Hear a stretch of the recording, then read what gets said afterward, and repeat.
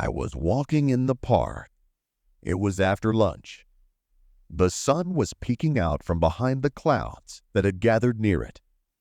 The weather was very warm, and my mood was great because I love to walk in such conditions. I sat down on a bench, took my phone out of my purse, found some beautiful music, and quietly turned it on. I felt completely relaxed. I watched the people going about their business, the cars passing nearby the park. But my peace quickly ended. All of a sudden, the rain started pouring down like a bucket. I jumped up from the bench, not wanting to ruin my new dress, which I wore for only the second time today. I didn't have an umbrella. How was I supposed to know it was going to rain? I quickly put my phone in my purse and hurried to the nearest bus stop to find shelter. As I walked a few steps, I heard a man's voice beside me. Turning around, I saw a guy greeting me. He was holding a large open umbrella. The young man approached me, polite and well-mannered. I had a choice: stay without cover and ruin my favorite dress, or go with him. I chose the first option.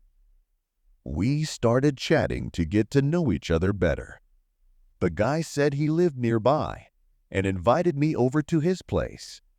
I am a young girl and currently single, so I agreed. We drove up to Andre's house, which is how my savior with the umbrella introduced himself. We stopped at a door marked with the number 66. Andres opened the door and we entered his apartment. It was very clean and cozy. He immediately said, "You need to take off your wet clothes. I'll figure something out."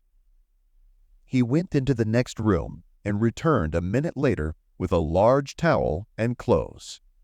"Take off your dress and go to the bathroom," he said. "I found some dry clothes for you." He held them out to me, and I obediently headed into the bathroom. After lounging in the warm water for a while, I felt wonderfully warmed. When I came out, I was surprised to find my dress completely dry, and a mug of hot tea and a plate of my favorite cookies waiting for me on the table. Finishing my tea, I thanked him for everything and said, "I've already spent too much time here. I should go home." Andres replied, "It's a shame that all good things always end so quickly. Just promise me that we'll meet again." "Of course we will," I reply. With those words, I headed for the door. Andres walked me out and asked for my phone number. I was happy. I walked out of Andres' place, crossed the street, caught a cab, and went home. It took about 5 days before Andres called and invited me to his place. "No, you have to come to my place," I said. "I'll be home alone for a whole week." He agreed, and an hour later, we were already sitting in my kitchen drinking coffee. Looking at Andres, I realized that I really liked him. He looked back at me and asked, "Why are you looking at me so mysteriously?"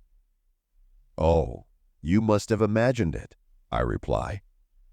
"No, I don't think so," he said. Andres moved closer and added, "You're the most beautiful girl in the world." And something happened that neither of us expected. A month later, we had a beautiful wedding.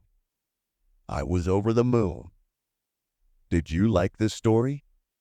Put a like, leave a comment, and don't forget to subscribe so you don't miss new stories.